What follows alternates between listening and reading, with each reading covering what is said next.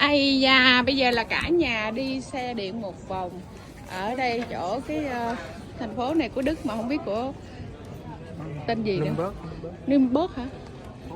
Phố cổ hả? Phố cổ ở Đức hả? Ở chỗ bờ coi.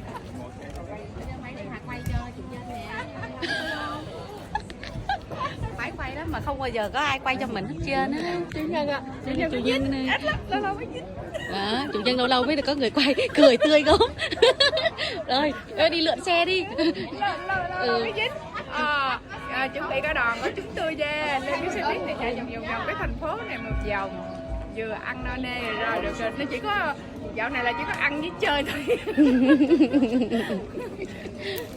Rồi có vô không? Đang làm clip đó. Vô đi. Thì vô miếng đi. Ủa đâu có chụp hình đâu. Cầm vô luôn đi quay phim mà. Quay phim. Ai muốn chụp hình? Đi lên luôn. Đi lên tàu. Đây. Có hành anh chụp lên tàu.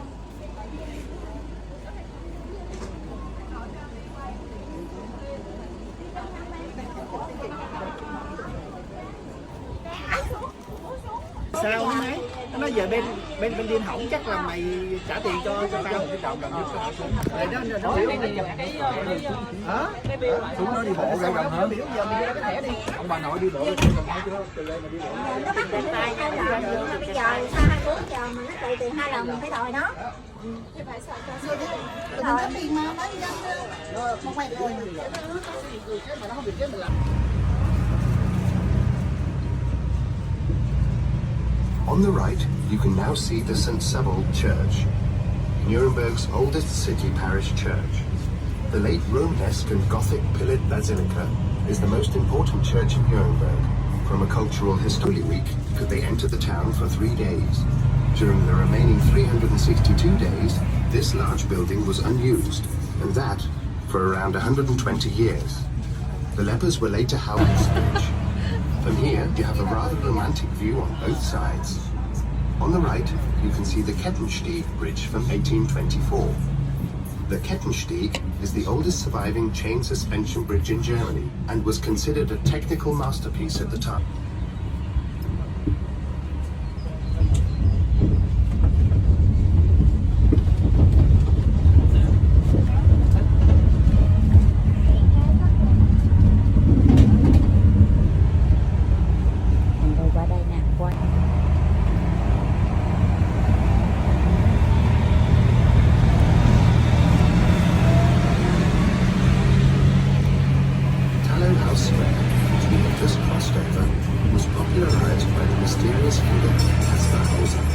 First appeared in 1828 at this very spot, but could hardly express himself, and appeared to have been raised without human contact.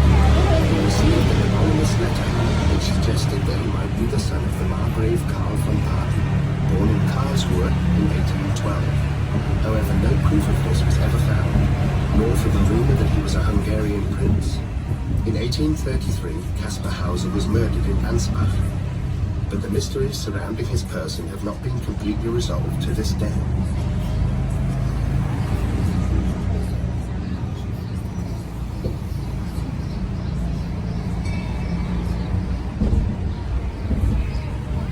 The White Tower is a tower gate and was part of the penultimate town wall. It was built in the mid-13th century. As you can see, today's tower is not at all white. It received its name during the period when it was whitewashed to protect the sandstone. In the square to your right, you can see 2 churches. Diagonally behind you is the St. Elizabeth's Church, with a large and striking dome. It is the only sizable neoclassical building in Nuremberg and has no church tower. Earlier, it had been a small chapel, where a necessary extension could be carried out. On the left, we are passing the so-called Mauthalle, the former customs house. This building, too, was one of the enormous granaries of the city. With a length of 82 meters and a height of 28 meters, it was one of the largest grain storage buildings in Nuremberg. It received its name from the imperial city's customs and weighmaster's office, which was located in this building as of 1572. Here, the customs duties for the import of goods into the city had to be paid.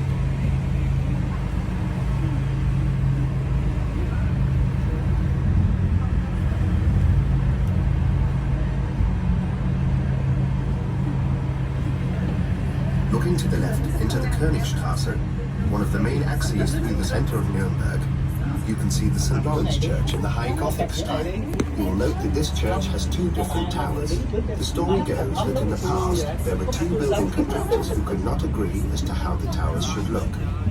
Therefore, they decided that each of them should design his own tower. Naturally, the church did not become famous for this reason, but rather owing to the masterpieces created by Nuremberg artists. Here you can view, among other things, the world-famous Annunciation by Veit Stoels, a carved artwork suspended from the ceiling. Moreover, the church contains 3 organs with more than 12,000 pipes.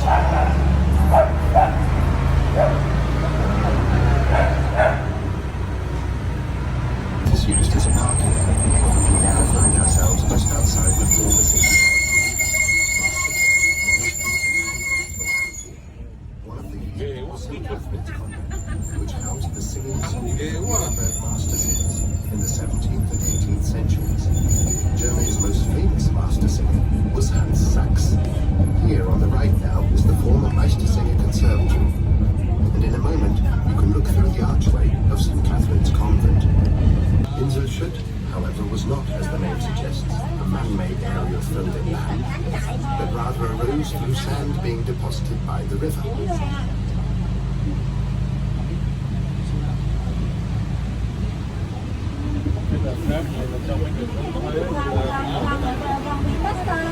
By the wealthy Nuremberg merchant Nurnberg. It served as great accommodation for older and needy people, who in return had to pray several times a day for the salvation of the day.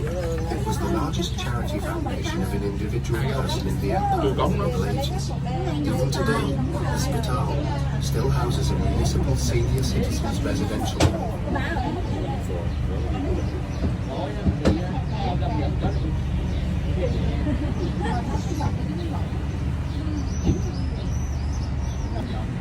On your right stands the monument to Hans Sachs. As you can see, he is holding a quill in his right hand. Hans Sachs, a shoemaker, was not only the most well-known master singer, but also a major 16th century poet.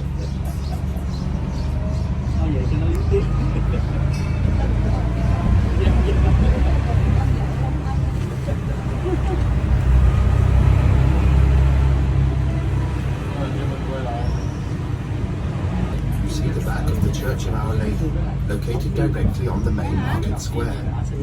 This area was once a swamp on the banks of the Pegnitz River. When the Jews came to the city, a Jewish quarter developed here. In 1349, a pogrom took place, and the entire district, including the synagogue, was demolished. It gave the first basic law in the empire in 1356, the so-called Golden Bull. This law prescribed, among other things, that the German king be elected by a majority of the 7 electoral princes. However, the most important provision for Nuremberg was that the newly elected king had to hold his first imperial diet, akin to parliamentary assembly, in Nuremberg. Such an imperial diet didn't last for just one day. It could stretch out over several dynasties. Nuremberg rose in the Middle Ages to become one of the most important imperial cities in the Holy Roman Empire. In the 15th and 16th centuries, Nuremberg became one of the most important cultural centers of the Renaissance, as well as a center of humanism and the Reformation. This is largely thanks to its flourishing long-distance train on a monumental scale and the Nazi Party rally grounds southeast of Nuremberg, an area covering almost 12 square kilometers. In World War II, the Allies launched numerous aerial bombardments of Nuremberg, and the city was rented. The remains of the Burgraves Castle with a pentagonal tower are found today in the middle of the castle complex. To the right, following the pentagonal tower, you can see the Imperial Castle with a Singwell Tower, Deep Well, Double Chapel, and Palace. The oldest sections of the Imperial Castle date from around 1200. After that, the castle was continually extended and reconstructed. The first tower in the castle silhouette on the left is the Ruhensland Tower, which literally means look into the land. This tower was the first imperial city building of the castle complex. Directly behind the tower, you see the imperial stables built by Hans. In 1937, it was reconstructed as a Reich youth hostel. Even today, the imperial stables are used as a youth hostel. In World War II, the entire castle complex was severely damaged by aerial bombardments and afterwards restored to its historical form.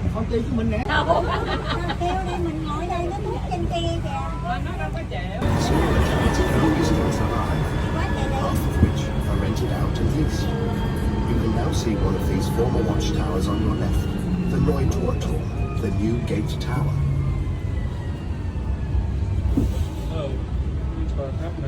It was acquired in 1509 by Albrecht Dürer.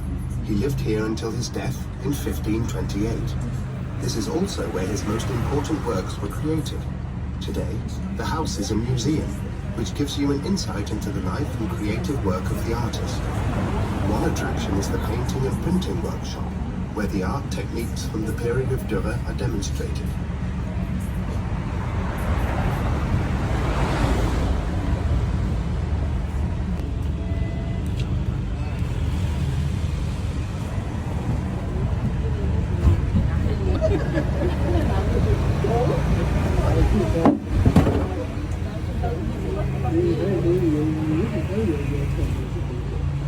We have now reached the main market square.